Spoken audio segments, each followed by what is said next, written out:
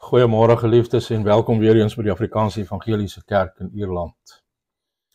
Geliefdes, vanoggend wil ek met julle gesels oor die man wat gehuil het oor 'n muur. Die man wat gehuil het oor 'n muur, en ons skrifgedeelte vanoggend kom uit Nehemia hoofstuk 1 en die eerste 11 verse. Nehemia hoofstuk 1 verse 1 tot 11. Maar as ons die woord van God nou oopmaak by Nehemia, kom ons maak eers die oë toe.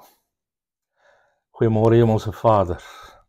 Julle, wat 'n vreugde om weer in U teenwoordigheid by mekaar te kan kom en vir U te vra om ons te leer uit U woord, om U woord vir ons oop te breek, Here. En leer ons, gee ons ook die hart wat Nehemia gehad het vir U mense en vir U saak. Here, seën elkeen wat vanoggend luister met geopende ore om die boodskap te kan hoor, maar Here, open ook elkeen se verstand om te verstaan wat U vir ons leer, en open die harte om die boodskap te bewaar en uit te leef.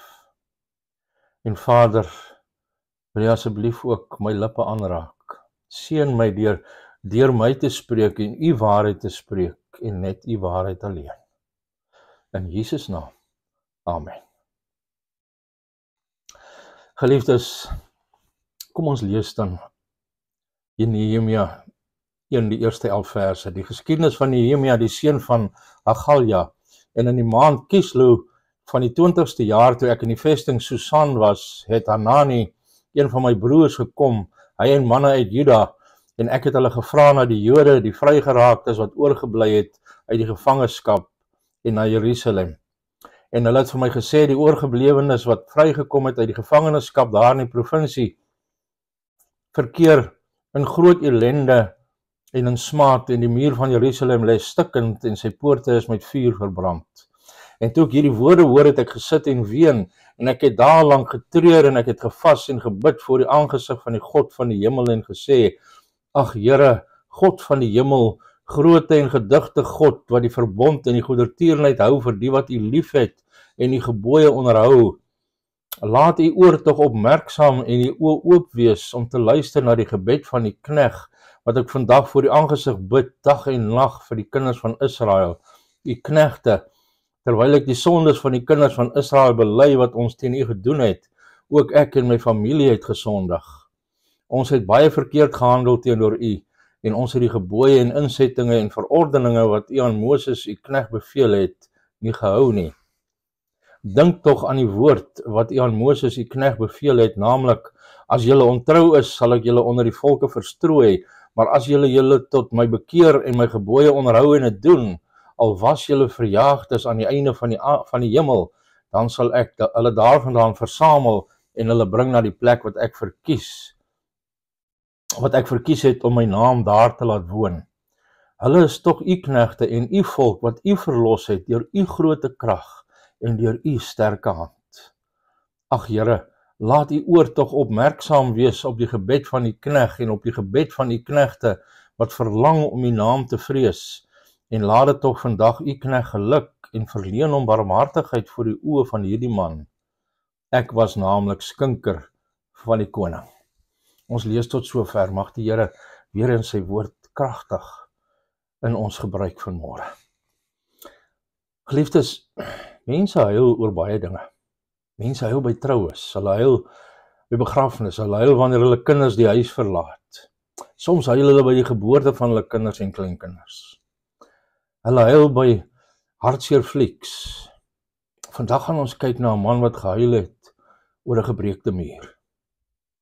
En ek gaan begin deur 'n aanname te maak dat wat ek hoop waar is van almal wat luister, dat jy deur God gebruik wil word.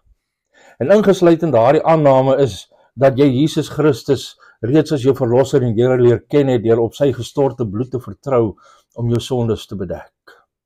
Want jy kan nie die Here dien totdat jy dit gedoen het nie. Maar as jy dit gedoen het, is die Bybel duidelik dat jy 'n geestelike gawe gegee is om in diens van die Here te gebruik, soos 1 Petrus 4 vers 10 tot 11 vir ons sê. En is 'n groot seën wanneer jy sien hoe die almagtige God, die skepper van hemel en aarde, jou in een of ander hoedanigheid gebruik om die Here Jesus te dien. Maar daar's baie meer daaraan verbonde om God te dien as om net daaroor te praat. God wil elkeen van ons gebruik, maar hy wil ons ook ontwikkel tot mense wat meer bruikbaar vir hom is. En as ons na die lewe van Nehemia kyk, dan sal ons baie eienskappe van diens en leierskap leer. En die boek Nehemia val in 2 breë afdelings, hoofstukke 1 tot 7 handel oor die herbou van die muur, en dan hoofstukke 8 tot 13 die herbou van die volk. En as ons na die geskiedenis kyk, dan sien ons Nehemia het in 444 voor Christus in Jerusalem aangekom, ongeveer 13 jaar nadat Esra daarheen teruggekeer het. En hy was 'n groot leier wat deur God gebruik is om 'n fenominale prestasie te verrig. Hy het 'n visie in God se oorblyfsel in Jerusalem gevestig om die mure van die stad te herbou, en ten spyte van baie teestand en talle struikelblokke, het hulle hierdie taak in slegs 52 dae voltooi. Dis fenomenaal in vandag se tyd. En die tempel was op daai stadium al vir ongeveer 70 jaar reeds klaar herbou, maar die mure wat Nebukadnesar in 586 voor Christus vernietig het, was steeds in puin, wat die stad weerloos teen vyandelike aanvalle gelaat het. En soos ons in Esra 4 vers 11 tot 23 gesien het, is 'n paar jaar tevore 'n poging aangewend om die mure te herbou. Maar toe sommige Samaritane en ander heidense inwoners van die land gekla het Artasasta 'n bevel uitgevaardig om die projek te stop, wat hierdie vyande met wapengeweld gedoen het. En in ongeveer November of Desember in ons maande van die jaar 444 voor Christus, het Nehemia as skinker vir dieselfde as Artasasta in sy winterhoofstad in Susan gedien, toe hy 'n lewensveranderende gesprek met sy broer Hanani en 'n paar ander manne gehad het wat pas van Jerusalem af teruggekom het. En Nehemia het navraag gedoen oor die toestand van die stad en van die mense, en hulle het geantwoord, sien ons in vers 3, die oorgeblewenes wat vrygekom het uit die gevangenskap daar in die provinsie, verkeer in groot ellende en in smaad, en die muur van Jerusalem lê stikkend en sy poorte is met vuur verbrand. En Nehemia het die meeste van hierdie feite voorheen geken, want die muur en poorte is mos nou al meer as 140 jaar tevore vernietig. Maar hierdie grafiese eerstehandse beskrywing van die toneel deur Nehemia se broer, insluitende die nuus van die dinge na die verbanning deur Artasasta, het Nehemia verwoes. En hy het geween, en hy het getreur, en hy het gevas, en hy het daarlang gebid en God gesmeek om iets aan hierdie betreurenswaardige toestande te doen. En God het gereageer deur iets te doen, deur Nehemia self. So ons leer dat die persoon wat God gebruik het 'n las vir sy mense, het 'n visie vir God se doel en 'n toewyding aan sy doel. Want eerstens het Nehemia die groot nood gesien. En dit het sy hart belas, en hy het ook gesien wat God wou bereik. En hy het homself daartoe verbind om dit deur te sien ten spyte van die vele probleme. Kom ons kyk na hierdie punte. Die eerste, die persoon wat God gebruik, het 'n las vir God se mense. Wanneer God jou in een of ander hoedanigheid wil gebruik, is die eerste ding wat hy doen om jou hart met die situasie te belas.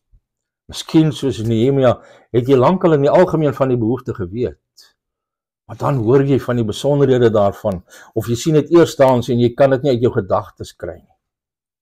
En wanneer jy die datum van vers 1 van hoofstuk 1 en die datum van vers 1 van hoofstuk 2 vergelyk, dan ontdek jy dat Nehemia nie van hierdie behoefte gehoor het en onmiddellik voor die koning ingestorm het met sy versoek om terug te gaan na Jerusalem en die mure te herbou nie. Hy het eerder 4 maande lank in gebed op God gewag, voordat die geleentheid ontstaan het om met die koning te praat. En ek wil ons moet op 3 dinge let oor Nehemia se las. Die eerste is, Nehemia se las het ontstaan uit die gevoel van die mense se groot nood. Ander Jode in Babylon het waarskynlik van die toestande in Jerusalem gehoor en hulle kop geskud en gesê, ai, dis dan jammer. En hulle teruggegaan na hulle werk in Babylon en gedink, wat 'n tragedie. Maar hulle was nie belas deur die nood van God se mense in die land nie. Maar die man wat God gebruik het om iets daaromtrent te doen, het nie net van die nood gehoor nie, hy het hulle nood gevoel. En hy het geween, en hy het getreur, en hy het gevas, en hy het daarlang gebid oor wat hy gehoor het. En hy kon dit net nie uit sy gedagtes kry nie. God het daardie las as die basis vir aksie gebruik. Miskien wonder jy nou, maar die behoeftes is so baie en so groot, ek kan onmoontlik op almal reageer het. Hoe onderskei ek watter spesifieke nood God wil hê ek by betrokke moet raak? Twee gedagtes. Eerstens, moenie toelaat dat die onmeetlikheid van die behoeftes jou verlam sodat jy niks doen nie. Soms hoor jy van die oorweldigende behoeftes reg oor die wêreld en jy hardloop verskuiling omdat daar geen manier is om op almal te reageer nie. En uit emosionele oorlewing gooi ons 'n versperring om ons harte wat al die behoeftes blokkeer om ons te beweeg. En uiteindelik raak ons verdiep in ons eie nastrewing van plesier en ons ignoreer die behoeftes van ander totaal. Matteus 9 vers 36 tot 38 sê vir ons, en toe hy die skare sien het hy innig jammer gevoel vir hulle, omdat hulle moeg en uitgeput was, so skape wat geen herder het nie. Toe sê hy vir sy disippels, die oes is wel groot, maar die arbeiders min. Bid dan die Here van die oes, dat hy arbeiders in sy oes mag uitstuur. So geliefdes, ons moet met ander woorde bid, Here, gee my die oë van Jesus om die behoeftes van die mense te sien. Gee my die hart van Jesus om medelee met hulle te hê. En verwek arbeiders vir die oes om in hierdie oorweldigende behoeftes te voorsien. En dan tweedens, moenie jouself impulsief aan iets verbind net omdat die nood daar is nie. Die behoeftes is eenvoudig eindeloos, ons sien dit om ons. Jy hoef nie op al die wêreldse behoeftes te reageer nie, want niemand kan dit doen nie. Wag eerder op God in gebed, totdat hy jou hart belas met 'n spesifieke behoefte waaraan jy iets kan doen. Ellen Redpath het geskryf, erkenning van nood moet gevolg word deur ernstige volgehoue wag op God, totdat die oorweldigende gevoel van wêreldse nood 'n spesifieke las in my siel word vir een spesifieke stuk werk wat God wil hê ek moet doen. En hy het dit geskryf in die Victorious Christian Service. Ons moet dus voortdurend bid dat God ons hart sal gee om die las van die seer van mense se behoeftes te voel en die bereidwilligheid om betrokke te raak waar ons hulp kan bied. En dan tweedens, Nehemia se las was gefokus deur die mense se groot sonde raak te sien. Want Nehemia was realisties in die beoordeling van die probleem. Hy het gou besef dat die kern van dinge nie 'n gebrek aan organisasie was nie, alhoewel hulle desperaat iemand nodig gehad het om dinge te organiseer, wat Nehemia vervolgens dan gedoen het. Maar die wortelprobleem was nie 'n gebrek aan hulpbronne nie, alhoewel die projek hulpbronne vereis het. Die wortelprobleem was sonde. En ons sien hy het gebid in die tweede deel van vers 6 en vers 7, waar hy sê die sondes van die kinders van Israel bely wat ons teen U gedoen het, ook ek en my familie het gesondig.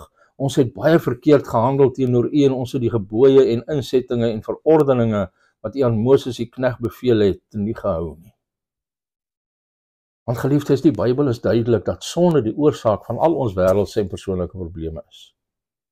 Waarom is daar oorloë en terroriste aanvalle? Sonde. Waarom is daar hongersnood en siektes? Sonde.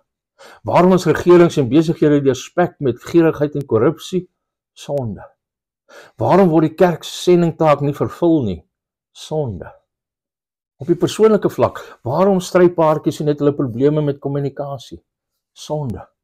Waarom rebelleer kinders uit Christelike huise teen God en hulle ouers? Sonde. Wat ook al die probleem is, jy kan die oorsprong daarvan terugspoor na sonde. Of na die oorspronklike sonde van Adam en Eva, of direk na die sondes van die mense met die probleme. En as God ons gaan gebruik om enige groot nood te verlig, dan moet ons duidelik in ons fokus bly dat menslike sonde die oorsaak van die probleem is. Want dit is nie net die sondes van ander waarvan ons bewus moet wees nie, ons moet ook bewus wees van en ons eie sondes bely. En Nehemia het homself by die sondes van die mense ingesluit. Om bewus te bly van ons eie sondes, hou ons nederig voor God en voor ander, sodat ons nie daaroor oordeel nie.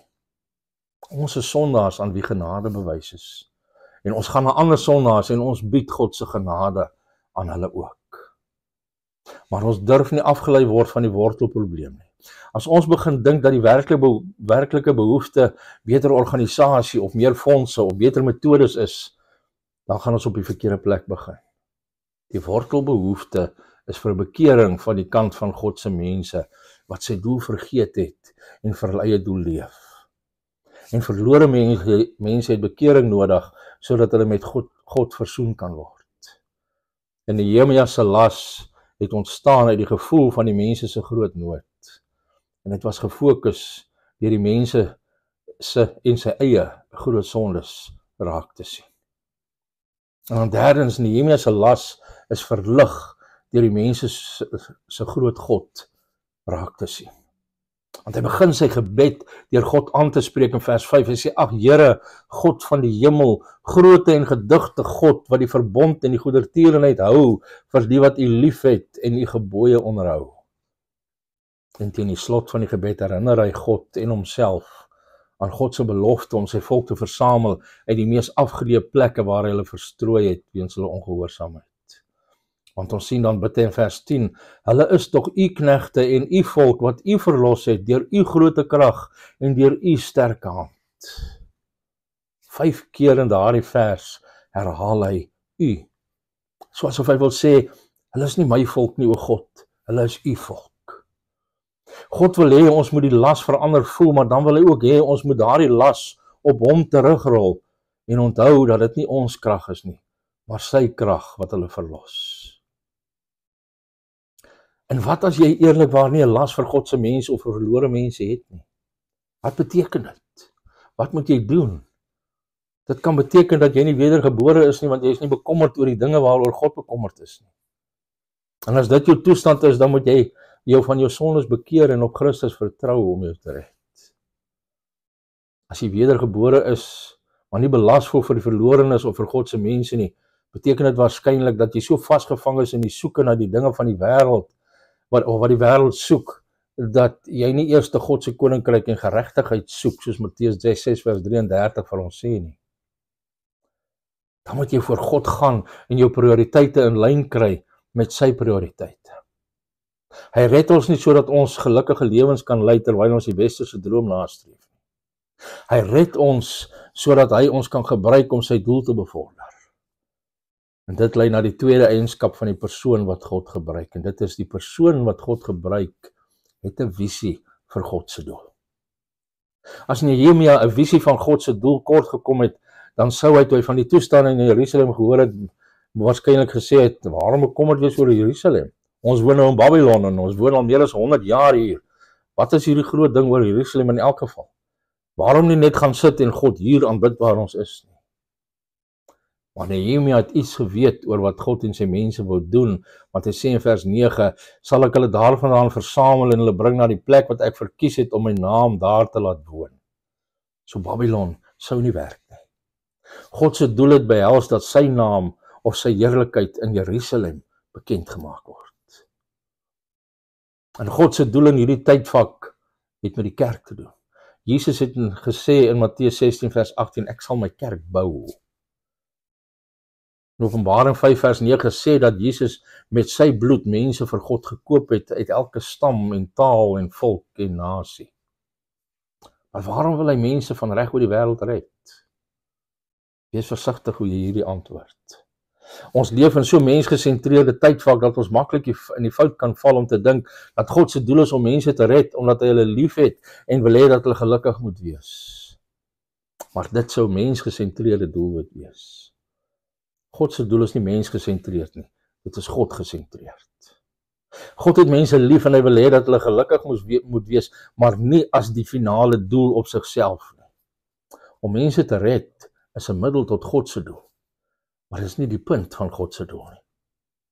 Soos Paulus duidelik maak in Efesiërs se eerste 3 hoofstukke, behels God se doel die bou van sy kerk ter wille van sy naam of sy heerlikheid. En hy wil die rykdom van sy glorieryke genade en sy veelvuldige wysheid deur die kerk aan al die engele en skares vertoon, soos Efesiërs 1 vers 6 en 10 verse 10 en 12 en vers 14 en dan ook hoofstuk 3 vers 8 tot 11 vir ons sê. God se hoofdoel is om sy eie heerlikheid te bevorder deur die vreugde van verlossing wat sy mense in hom ervaar. Een van die mees diepgaande lewensveranderende boeke wat jy ooit kan lees, is John Piper se God's Passion for His Glory.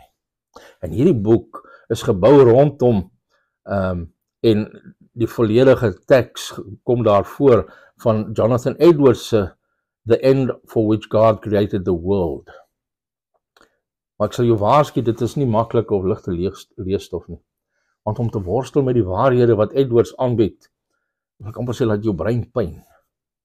En hy voer aan onder andere dat die doel waarvoor God die wêreld geskep het, is, soos hy sê, eerstens sodat die heerlikheid van God in die heelal verheerlik kan word, en tweedens dat Christus se verloste volk van alle tye en alle nasies in God bo alle dinge sal juig. En die lewensveranderende waarheid is dat God se heerlikheid en sy mense se vreugde in hom by mekaar pas. En soos Piper het stel in hierdie boek, hoe verder jy in die geopenbaarde gedagtes van God vorder, hoe duideliker sien jy dat God se doel met die skepping van die wêreld was om die waarde van sy heerlikheid te vertoon, en dat hierdie doel niks anders is as die eindelose, steeds toenemende vreugde van sy mense in daardie heerlikheid nie. En hy gaan verder om te wys hoe die groot opdrag by God se doel pas. Hy sê as die vertoon van God se heerlikheid en die diepste vreugde van menslike siele een ding is, dan is wêreldsending 'n verklaring van die heerlikheid van God onder al die onbereikte volke, met die doel om aanbidders te versamel wat God verheerlik deur die blydskap van radikaal gehoorsame lewens. En dan som hy dit op en hy sê met ander woorde, om in God te bly en God te verheerlik is een, en daardie een ding is die doel van wêreldsending. Wanneer God se mense in groot nood en smaad verkeer en die muur tussen hulle en die heidense wêreld afgebreek word, dan word God nie meer deur sy mense verheerlik nie, want sy mense leef dan nie meer anders as wat die wêreld leef nie. Want die muur simboliseer die kenmerkende verskil tussen God se mense en wêreldse mense in die manier waarop ons dink, in die waardes wat ons aanhang, en die manier waarop ons met God en met mekaar omgaan. Ons sien hierdie gedagte ook in 1 Petrus 2 vers 9 tot 12. Dus God se doel is om sy naam of sy heerlikheid deur sy mense te verheerlik. En hy doen dit wanneer sy mense hom nie net ken en pligsgetrou gehoorsaam nie, wanneer hulle hom met vreugde ken en gehoorsaam. Soos John Piper so dikwels sê, God word die meeste in ons verheerlik, wanneer ons die meeste tevrede is in hom. As jy wil hê dat God jou moet gebruik, vra hom om jou 'n las vir sy mense en 'n visie vir sy doel te gee. En laastens, die persoon wat God gebruik, het 'n verbintenis tot God se doel. Nehemia het nie van die treurige toestand in Jerusalem gehoor en gesê, "Ai, dis dan jammer. Ek hoop iemand doen iets daaraan nie." Eerder was hy bereid om homself tot die taak te verbind en daarby te hou ten spyte van talle probleme. En ek wil hê ons moet op twee dinge let oor Nehemia se toewyding. En die eerste is, hy was bereid om die wêreld as verlies te beskou ter wille van God se voorneme. Want Nehemia merk op dat hy die skinker van die koning was in vers 11. En in daardie tyd was die skinker baie hoë posisie in die koninklike hof. Sy verantwoordelikheid was om die wyn te kies en te proef voordat hy dit aan die koning bedien, om seker te maak dat dit nie vergiftig is nie. En hy sou sekerlik 'n aantreklike man moes wees en hy was goed opgelei in hofetiket.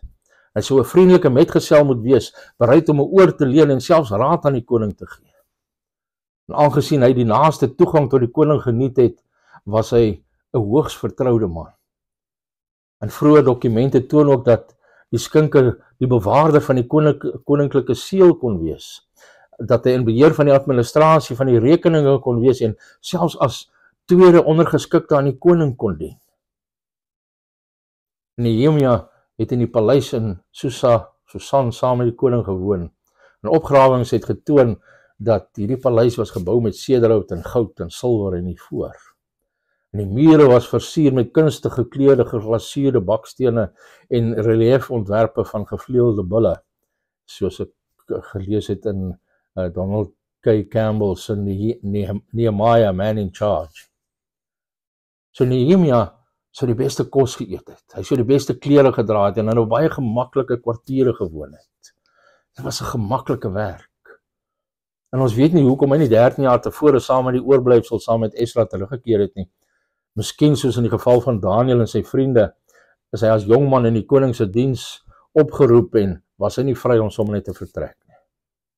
Maar nou wanneer hy voor die nood van God se mense en die oneer in God se naam is gekonfronteer word, dan kan hy nie gelukkig wees in hierdie groot werk en in hierdie luukse omgewing nie. So hy is bereid om al hierdie luksehede prys te gee, om die moeilike reis na Jerusalem aan te pak en die stresvolle taak aan te pak, om die mense te mobiliseer, om die mure te herbou, sodat God se naam onder sy mense geëer sou word. Was dit 'n duur opoffering? Wel, ja en nee. Ja, want hy moes al die geriewe wat hy geniet het prysgee en baie ontberings verduur. Maar nee, hy kon nie meer gelukkig wees as om te doen wat hy gedoen het nie. Hy het groot vreugde gevind daarin om te doen wat God wou hê hy moes doen. En soos Paulus het hy dit alles as drek beskou sodat hy Christus kon wen. En John Paton en sy vrou het die geriewe van hulle Skotse huise en die verhoudings met hulle geliefdes prysgegee om die evangelie na die kannibale van die Nuwe Hebrides eilande in die Suidsee te neem. En toe sy vrou daar op sterwe lê na komplikasies van geboorte, was haar laaste woorde: "Ag, was my liewe moeder maar hier. Sy's 'n goeie vrou, my moeder, 'n juweel van 'n vrou." En toe sien sy dat 'n ander sendeling naby staan, en toe roep sy uit en sy sê: "Ag meneer Copeland, ek het nie geweet dat jy daar was nie. Jy moenie dink dat ek spyt is dat ek hierheen gekom het en my moeder verlaat het nie. As ek dieselfde ding weer moes doen, sou ek dit met baie meer plesier doen. Ja, met my hele hart. Ag nee, ek is nie spyt dat ek die huis en vriende verlaat het nie, alhoewel ek dit destyds sterk gevoel het." En dan tweedens, Nehemia was bereid om die struikelblokke te oorkom ter wille van God se doel. Want ons sien die res van die boek van Nehemia se verslag van hoe hy een struikelblok na ander oorkom het. En daar was openlike en bedekte teestand van vyande. Daar was probleme binne die geleedere van wat die werk kon stopgesit het. Maar Nehemia het volhard en die muur is in 52 dae voltooi. Geliefdes, as jy probeer om enigiets in diens van die Here te doen, gaan jy struikelblokke en teestand teekom. Dit sal gebeur. En sommige daarvan sal van die wêreld afkom, maar die moeilikste teestand kom dikwels van binne die kerk. Jy moet vooraf besef dat jy probleme sal teekom en jouself aan God en sy doel sal verbind om te kan volhard. Want ten slotte, vanoggend wil ek ons almal uitdaag, maar veral diegene wat jonk is, moenie jou lewe weggooi om wêreldse droom van finansiële sekuriteit en vroeë aftrede en 'n dubbel motorreis te verwesenlik sodat jy jou laaste jare kan rondry om al die nasionale parke op videoband vas te lê nie. Spandeer jou lewe vir die enigste doel wat blywend is, om te sien hoe die nasies God verheerlik vir sy groot genade in Christus, soos Paulus in Romeine 15 vers 9 tot 12 sê. Vra God om jou 'n las vir sy mense te gee, 'n visie vir sy doel en 'n toewyding aan sy doel. Amen. Kom ons maak die oë toe. Hemelse Vader, Here, dankie vir hierdie wonderlike boodskap. Dankie vir hierdie wonderlike voorbeeld van 'n man wat in weelde gemaklik gelewe het. Maar 'n man wat toe hy gehoor het van sy volk en van die stad Jerusalem 'n passie gehad het, 'n las op sy hart gehad het vir hierdie situasie. Here, en dat hy U gehoorsaam het en dat hy gedoen het wat U wil hy moet doen, dat hy alles agtergelaat het en die vreugde gaan geniet het om te doen wat U wil. Here, lei ons om ook so te kan lewe, dat ons alles sal los en vreugde sal vind om te doen wat U wil hê ons moet doen. In Jesus naam. Amen. Geliefdes, dankie dat julle geluister het. Mag hierdie boodskap weer eens vir julle voedsel vir julle siel wees. En mag die Here vir elkeen van julle so belasting op julle hart gee vir sy werk. En mag julle hom gehoorsaam wees en gaan en doen en vreugde vind in God se werk. Mag julle 'n wonderlike Christusgevulde dag en 'n Christusgevulde week beleef. En as dit die Here se wil is, dan kom ons volgende Sondag weer rondom sy woord bymekaar om verder van hom te leer. Maar tot dan, mag die genade van God met julle wees. Mag God self met julle wees. Mag God julle seën. Shalom.